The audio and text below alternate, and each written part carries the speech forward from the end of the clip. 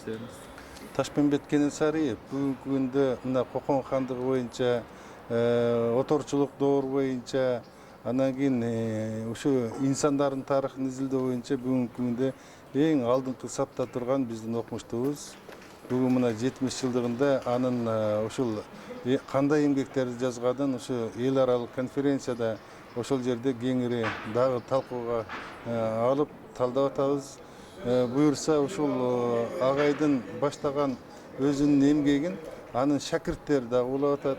Ушул доор боюнча көптөгөн шакирттери агайдын ишин улантып атканын дагы көрүп атабыз. Ошондой эле бул Ташмамбет Кенесариевдин мына жаңы китеби Кыргызстан оторчулук доорунда деген эмгеги агайдын буга чейинки жазган ушул бүтүндөй эмгектеринин жыйындысы десек болот. Себеби мына 55-жылдан баштап 17-жылга чейин кыргыздардын ошол мезгилдеги саясий абалы кандай болгон, өнүгүшү кандай болгон, кырдаал кандай болгон, кандай деңгээлде ушундай Орус империясына мына буг уруусунан баштап кандай кошулган, 76-жылы ушу Ферган өрөөнү кандай кошулган. Ошонун ичиндеги ар бир белгилүү инсандардын тарыхтагы ошол мезгилдеги чечкен маселелери, орду, кыскасы ушул жерде бүтүндөй ушул бир доордун, оторчулук доордун башталгандан баштап ушул 17-жылга чейинки өзүнчө бир доору ушунчалык бир чечмеленген, талданган, илимий, архивдик булактардын негизинде чечмеленип атат. Бул ошо мына Кушбек Үсөнбаевич агайдын эмгегинин андан ары уландысы десек дагы болот. Жамгырчинов, академик Жамгырчиновдун эмгегинин андан аркы уландысы десек болот. Ал убакта совет доорунда көпчүлүгү мына эркин тарых жазылбай калган, себеби идеология ошондой болгон. Ал эми эгемендүүлүк доорду ошолордун баардыгын оңдоп түзөп, ошол өзүнүн эмгегинде кайрадан жаңы көз карашта жазып чыккан ушул Ташмамбет Кенесариев болуп атат. Муну кантип эми жаштарга жеткире алабыз? Ушунучу баягы жазылып калып калбасын да көмүстөдө.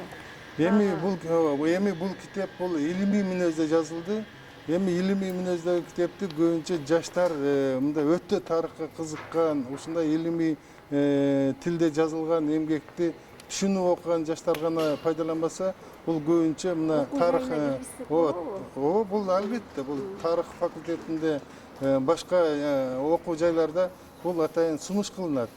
Тарыхка кызыккандар ушуну окугула деп студенттерге сунуш кылынат.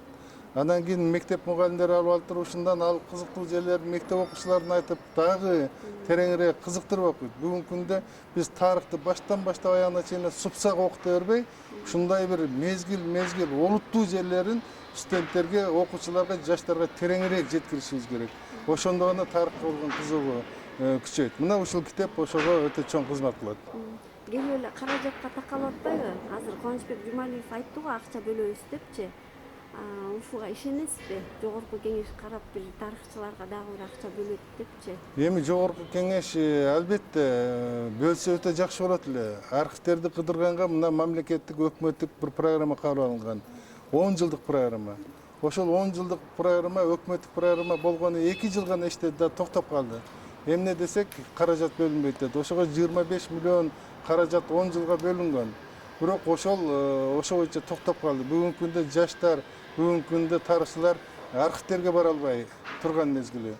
Мына биз Кытай тарыхчылар менен иштешип атабыз.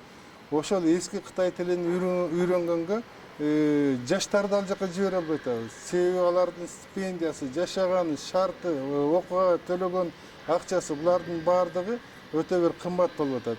Ага мамлекет тарабынан эч нерсе каралган эмес. Азыр эми болгону тарыхты изилдөөгө Илимдер академиясына гана тарых институтуна болбогон бир кичинекей бир акча бөлүнөт. Ал акча болгону ошол эмгек маянага эле кетет. Ал эми атайын изилдөө үчүн, эмгектерди жарыкка чыгаруу үчүн каражат бөлүнгөн эмес. Эми жогорку кеңешке Кубанычбек Мырзабекович ушул маселени өзү да көтөрдү. Ушул атайын тарыхка деп туруп, ошо адрестүү түрдө бөлүп берсе, бул келечекте мына изилдөөгө өтө чоң жардам тиет болчу. Биз эми үмүттөнөбүз, ушул жогорку кеңеш ушул идеяны колдоп берет деп.